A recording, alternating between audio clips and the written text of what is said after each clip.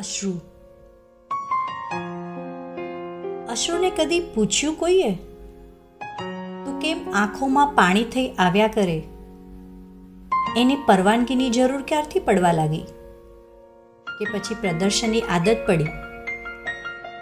કારણ વગર ખુશીના કે જીદમાં વહેવાની કુટેવ તો હતી જ, પણ સમજીને અટકવાની સમજણ ગુમાવી દીધી લાગે છે. એકાંતની પણ વાટ નથી જોવાતી. તરલતા સરળતાથી ભાવનામાં પૂછ્યા વગર કેમ વહેવા માંડે? હસતા હસતા છલકાઈ પડે એ તો સમજાય. મગરમચ્છના આંસુ સમજાતા કરતાં ગૂંચવતા વધુ હોય છે, એટલે કે લાગણીઓથી થતી માંગણીઓની આડકતરી અસર. વગર કારણના દેખાયા તો સમજો જીદ પૂરી કરાવે જ છોડશે. સમય જોઈને વહે એ તો કલાકારની અદાને આભારી છે. આવી કેટલીય માયાજાળ રચીને વાર્તાનો અંત કર્યો હશે આંખોમાંથી બેકાબુ બની વહેતી ગંગા જમનાની ધારે. કોમળ હૃદયનો સજ્જન ઢોંગી પ્રવાહમાં તણાઈને એવો છેતરાય કે ડૂબી ડૂબીને તરવાનો ચોક્કસ શીખી જાય. અશ્રુ સાથે સંકળાયેલી લાગણીઓ વ્યક્ત કરનાર કરતાં સમજનારને વધુ પરેશાન કરતી હોય છે.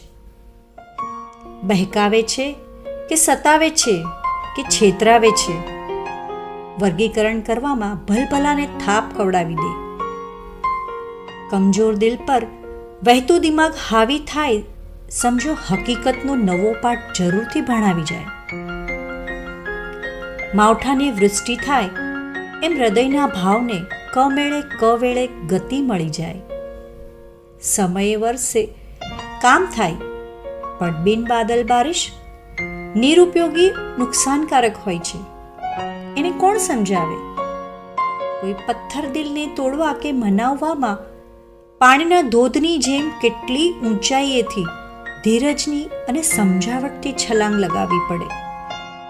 નાહકના વેડફાઈ જવા કરતાં નહેર પર બાંધેલા સરોવરમાં બાંધીને સમાયેલું રહેવું શું ખોટું? કદરદાન લાગણીશીલ માનસની નજર જોઈએ.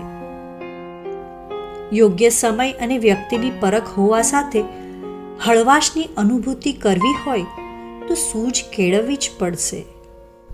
અમથું વહીને માન ગુનાવે અને કપાળે કૂવો કહેવાય. પ્રાસંગિક દાખવેલી નાખુશી રોઈને ઘર રાખવાનો વિવાદ વેરવિખેર કરી જાય. વહેતી ગંગા જમનાનો માન કદર કરનાર ચાલી રાખે, સંભાળી રાખે, નહીં કે ઢોળીને ઢગલો થવા દે. ભ્રમણા કદાચ સાચી ન હોય તો અશ્રુનું આટલું મહત્વ ક્યારેય ન આલેખાયું હોત. અંશની ખારાશને ન્યાય દેવા જોઈએ ભાવુક, સંવેદનશીલ લેખકની નજર સાથે વૈચારિક બુદ્ધિનો સુમેળ થાય તેવું વિવેકી વર્તન. બાકી તો ગહેરાઈ માપવામાં આખું પણ ટૂંકું પડી જાય સાહેબ. નયનોના ભારને હળવો કરવા તો એટલું જ કહીશ, જો બહેતે હૈ ઉસે બહેને દો.